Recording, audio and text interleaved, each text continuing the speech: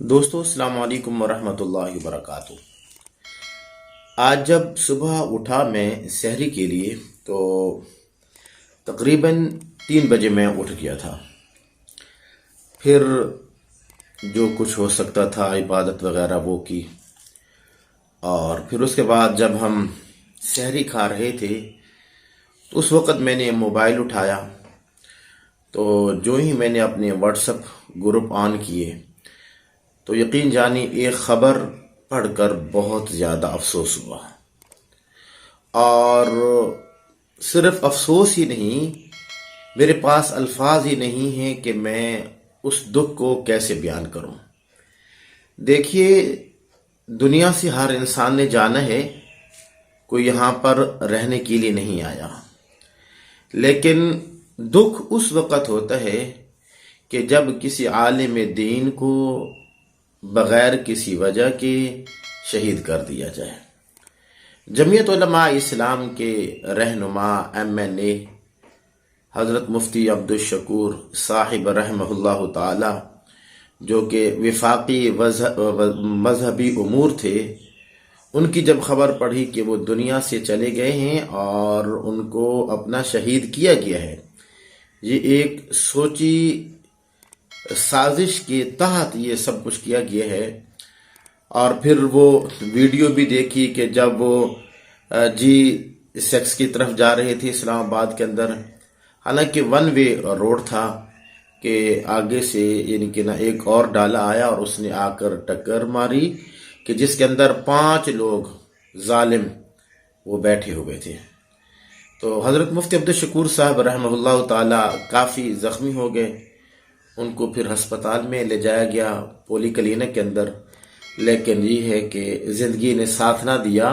اور رمضان المبارک کے مقدس مہینے کے اندر اور آخری عشرے کے اندر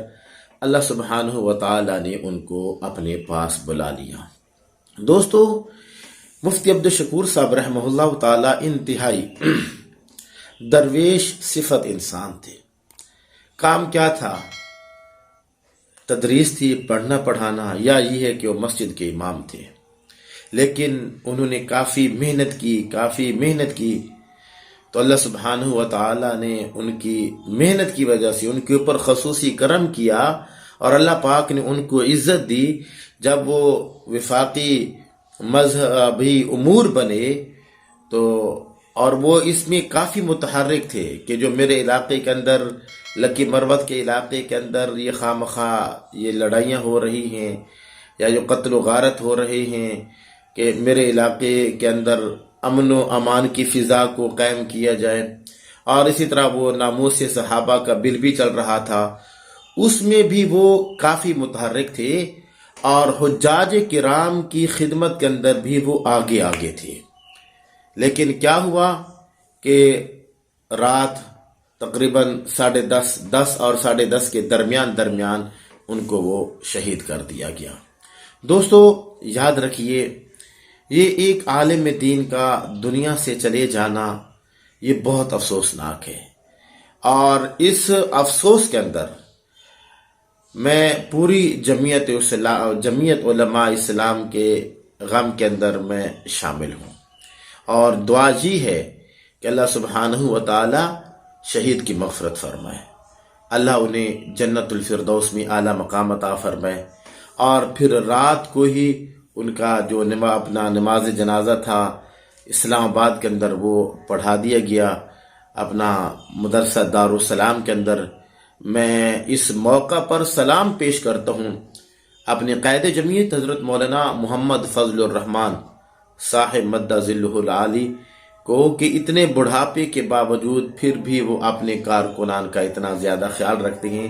حضرت نے نماز جنازہ پڑھائی، اور اس کے اندر جو ہے اپنا سیاسی لوگ بھی کافی تعداد میں شامل تھے، اور اسی طرح نماز جنازہ کے اندر علماء کرام کی کافی جو ہے وہ تعداد میں شریک تھے۔ پھر رات کو ہی حضرت مفتی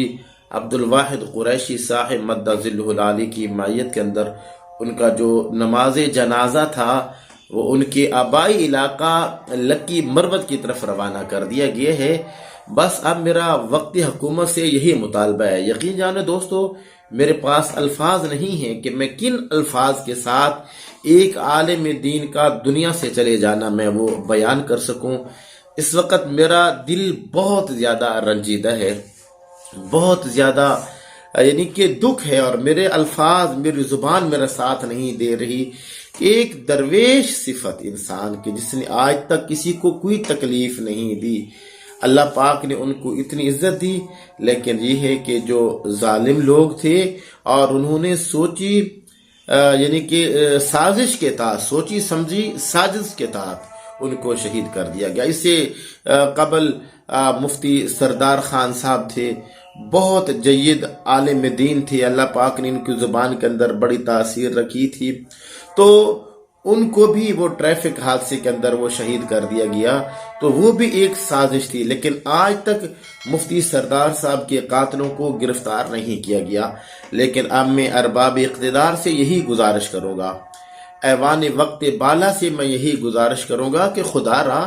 یہ علماء کو کب تک شہید کیا جاتا رہے گا؟ اور یہ علماء تو یقین جانی ہمارے خیر خواہ ہیں کہ ہر موقع پر ہماری غمی کے اوپر، ہماری خوشی کے اوپر یہی علماء کرام ہمارے ساتھ ہوتے ہیں۔ بہرحال اللہ پاک شہید کی مغفرت فرمائے،